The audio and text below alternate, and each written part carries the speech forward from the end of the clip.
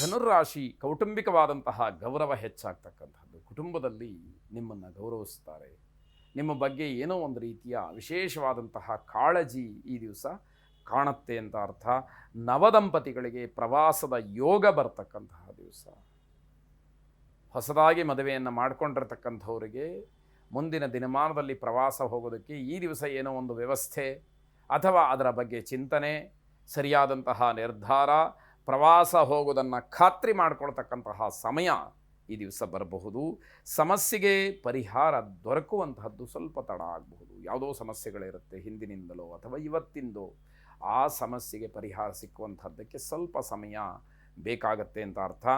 Real estate ಉದ್ಯಮಿಗಳಿಗೆ ಆದಾಯ ಹೆಚ್ಚಾಗ್ತಕ್ಕಂಥದ್ದು ಅಥವಾ ಹಿಂದೆ ಯಾವತ್ತೋ ಮಾಡಿದಂತಹ ಪರಿಶ್ರಮದ ಕೆಲಸದಿಂದ ಅದರ ಫಲವನ್ನು ಇವತ್ತು ನೋಡ್ತಕ್ಕಂಥದ್ದು ಆಗಬಹುದು ಅಂತ ಹೇಳಿ ಅರ್ಥ. ಸಣ್ಣ ಪುಟ್ಟ ವಿಚಾರಗಳಿಗೂ ಕೂಡ ಗೊಂದಲವಾಗುತ್ತೆ. ಆಯ್ಕೆಗಳು ಹೆಚ್ಚಾದಾಗ ಗೊಂದಲಗಳು ಹೆಚ್ಚಾಗತ್ತೆ. ಆಗ ವಿವೇಕದಿಂದ ಕೆಲಸವನ್ನು ಮಾಡಬೇಕು. ಬಹಳ ಗಾಢವಾಗಿ ಗಾಂಭೀರ್ಯವಾಗಿ ಯೋಚನೆಯನ್ನು ಮಾಡಿ ನಿರ್ಧಾರಗಳನ್ನು ಮಾಡುವಂಥದ್ದು ಒಳ್ಳೆಯದಾಗಿರುತ್ತೆ. ವರುಣ ದೇವರನ್ನು ಪ್ರಾರ್ಥನೆ ಮಾಡಿ ಶುಭವಾಗಿ. ಮಕರ ರಾಶಿ ವ್ಯಾವಹಾರಿಕವಾಗಿ ಅಥವಾ ಉದ್ಯೋಗದ ದೃಷ್ಟಿಯಿಂದ ಅಥವಾ ಕೌಟುಂಬಿಕವಾದಂತಹ ಕೆಲವು ಸಮಸ್ಯೆಗಳಿಂದ ಸಾಯಂಕಾಲದ ಹೊತ್ತಿಗೆ ಸ್ವಲ್ಪ ಸಮಾಧಾನ ಸಿಕ್ಕುತ್ತೆ. ಇಡೀ ದಿನ ಏನೋ ಜಂಜಾಟ, ಏನೋ ಒಂದು ರೀತಿಯಲ್ಲಿ ಅಸಮಾಧಾನ, ಅಶಾಂತಿ ಇವೆಲ್ಲವನ್ನು ನೋಡಬೇಕಾದಂತಹ ದಿವಸ.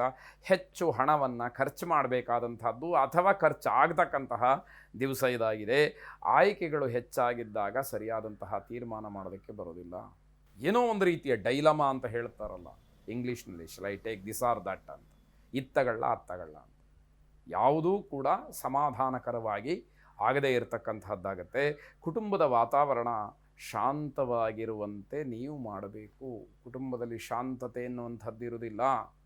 ಅದರಲ್ಲೂ ನಿಮ್ಮ ವಿಷಯಕ್ಕೆ ಅಶಾಂತಿ ಅನ್ನುವಂಥದ್ದು ಆಗಿಬಿಟ್ರಂತೂ ಇನ್ನೂ ಕಷ್ಟವಾಗುತ್ತೆ.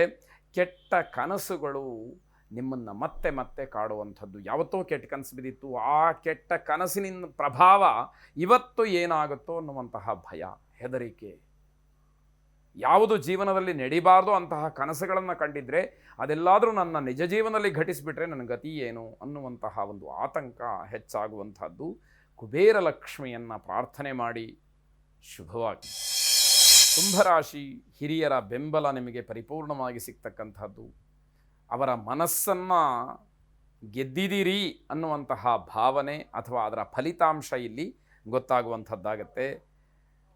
ದಂಪತಿಗಳು ಜಗಳ ಮಾಡ್ಕೊಳ್ತಕ್ಕಂತಹ ದಿವಸ. ಕಾರಣ ಏನು ಬೇಕು ಅಂತ ಏನಿಲ್ಲ, ನಿರ್ದಿಷ್ಟವಾದಂತಹ ಯಾವ ಕಾರಣ ಇರಬೇಕು ಅಂತಲೂ ಇಲ್ಲ.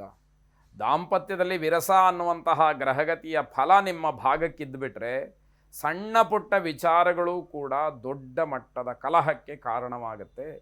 ಮಕ್ಕಳ ಪ್ರಗತಿಯ ಬಗ್ಗೆ ಸ್ವಲ್ಪ ಚಿಂತನೆಯನ್ನು ನಡೆಸಿ. ಮಕ್ಕಳು ದೊಡ್ಡವರಾಗ್ತಾ ಇದ್ದಾರೆ, ಅವರ ಭವಿಷ್ಯ ಏನು, ಹೆಚ್ಚಿನ ವಿದ್ಯಾಭ್ಯಾಸ ಏನು, ಅವರ ನೌಕರಿ ಏನು, ಅವರ ವಿವಾಹ ಏನು, ಜೀವನದಲ್ಲಿ ಅವರು ನೆಲೆಯನ್ನು ಕಂಡುಕೊಳ್ಳುವಂತಹ ರೀತಿ ಯಾವುದು, ಇದೆಲ್ಲದರ ಬಗ್ಗೆ ಚಿಂತನೆಗಳು ಬರಬೇಕಾದಂಥದ್ದು ಮುಖ್ಯವಾಗುತ್ತೆ. ನಿಮ್ಮ ಶಿಸ್ತು, ನಿಮ್ಮ ಸ್ವಭಾವ ಬೇರೆಯವರಿಗೆ ಮಾದರಿಯಾಗಬೇಕು. ನಿಮ್ಮನ್ನು ಜನ ಹಿಂಬಾಲಿಸಬೇಕು. ನಿಮ್ಮ ಆದರ್ಶಗಳನ್ನು ತಮ್ಮ ಜೀವನದಲ್ಲಿ ಜನ ಅಳವಡಿಸ್ಕೊಳ್ಳೋ ಹಾಗಿರಬೇಕು. ಇದು ಸಮಾಜಕ್ಕೆ ಉತ್ತಮವಾದಂತಹ ಸಂದೇಶ. ಇದು ಮುಖ್ಯವಾದಂಥದ್ದು ಅನ್ನುವಂಥದ್ದು.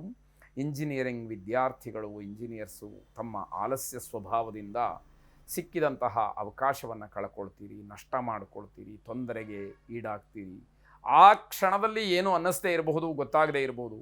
ಅದರ ಫಲ ಅಥವಾ ಅದರ ಒಂದು ಫಲಿತಾಂಶ ಮುಂದೆ ನಿಮಗೆ ತೊಂದರೆಗೆ ಕಾರಣವಾಗುತ್ತೆ.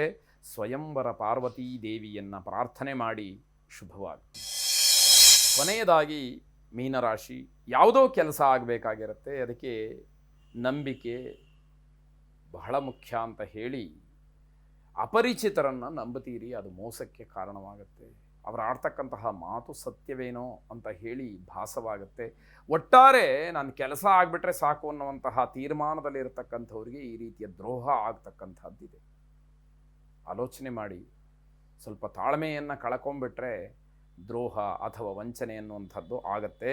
ಬಂಧುಗಳ ಮಾತಿನಿಂದ ಬೇಸರವಾಗುತ್ತೆ.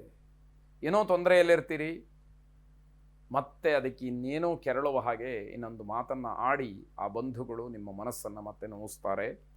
ವಿದೇಶ ಪ್ರವಾಸದಲ್ಲೂ ಕೂಡ ತೊಂದರೆಯಾಗ್ತಕ್ಕಂಥದ್ದು, ಯಾರು ವಿದೇಶದಲ್ಲಿ ಇದ್ದರೆ, ವಿದೇಶ ಪ್ರವಾಸಕ್ಕೆ ಹೊರಟಿದ್ದರೆ ಅಲ್ಲೂ ಕೂಡ ತೊಂದರೆಗೆ ಅವಕಾಶ ಇದೆ. ವಿಚಾರವನ್ನು ಮಾಡದಲೇ, ಪೂರ್ವಾಪರಗಳನ್ನು ತಿಳ್ಕೊಳ್ದಲೇ ಯಾರ ಜೊತೆಯೂ ಕೂಡ ಸ್ನೇಹವನ್ನು, ವ್ಯವಹಾರವನ್ನು ಮಾಡಬೇಡಿ ಅನ್ನುವಂಥದ್ದು ಸಲಹೆಯಾಗಿದೆ. ಕಾನೂನಿನ ವಿಚಾರಗಳು ಸ್ವಲ್ಪ ಜಟಿಲವಾಗ್ತಕ್ಕಂಥದ್ದು, ನ್ಯಾಯಸಮ್ಮತವಾದಂತಹ ವಿಚಾರಕ್ಕೆ ಹೋರಾಟ ಮಾಡ್ತಾ ಇದ್ದರೆ ಸರಿಯಾದಂತಹ ತಿಳುವಳಿಕೆ, ವ್ಯವಸ್ಥೆ ನಿಮ್ಮಲ್ಲಿ ಇರಬೇಕಾದಂಥದ್ದು ಮುಖ್ಯವಾಗುತ್ತೆ. ಹಣವನ್ನು ಕಳ್ಕೊಳ್ತಕ್ಕಂಥದ್ದು ಅಥವಾ ಕಳ್ಳರ ಭಯ, ಕಳ್ಳತನದ ಭಯ ನಿಮಗೆ ಕಾಡುವಂಥದ್ದಾಗಬಹುದು. ಆಂಜನೇಯ ಸ್ವಾಮಿಯನ್ನು ವಿಶೇಷವಾಗಿ ಪ್ರಾರ್ಥನೆ ಮಾಡಿ. ಶುಭವಾಗಿ.